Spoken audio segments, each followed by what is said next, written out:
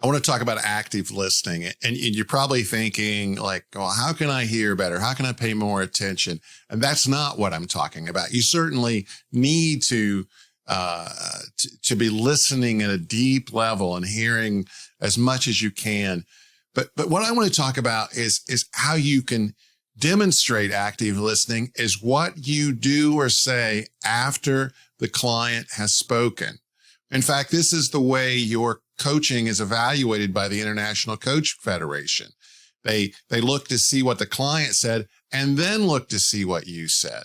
You might think, oh no, they're going to look at my observation or my question and see what happens in the client based on what I said.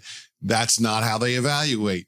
They look at what the client said and then see how you respond with active listening. Let me give you 6 things you can do out of response from active listening. Here's one thing you can do. It's kind of simple. You can restate what they said. You could say it kind of word for word, or you could rephrase it, but you basically are showing understanding. And many times that's very helpful to the client to hear what they said stated back to them so that they can hear it. They don't always hear it when they're saying it. Let me give you a second one. Restate it, but with some intuition. And so you might be able to add a little bit. Maybe you sense something deeper in what they said and you give that back to them, a little bit of insight, taking it just a little bit further. Have to be careful to make sure you're right. You may not be right, so you need to hold it pretty lightly, but that can really create some awareness in the client where you just took it one step further and they understood that and felt that. Here's a third one. Make an observation. So based on what they said, you can make an observation. Sounds like this is really important to you. It sounds like you don't really care what the outcome is. It's that intuition, but just even a little farther where you're making an observation about what they said. Super helpful. I think you probably ought to be doing that more often. It's not a solution.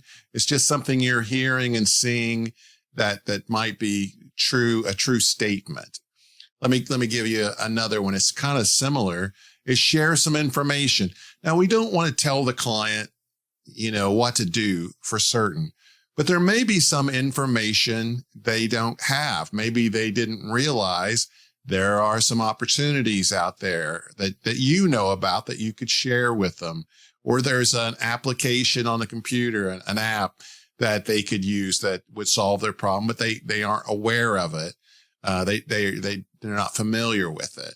Maybe there's some distinctions that you know about this topic where you could share some distinctions that could make them understand, oh, this isn't like that. This is like this. It helps them move their understanding further.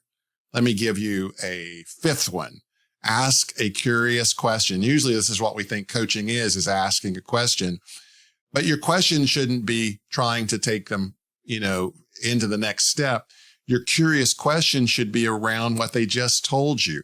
How could you ask them something that would make them look into their own statement with more depth? You don't want them regurgitating information, so don't ask them something you think they know. But sit there a little while. Sit there in that topic and that understanding and do a little digging, I guess, to let them learn more about their topic right in the moment. You don't have to go forward immediately. Let me give you one more. Number 6, encourage a shift of perspective. How would someone else see this issue?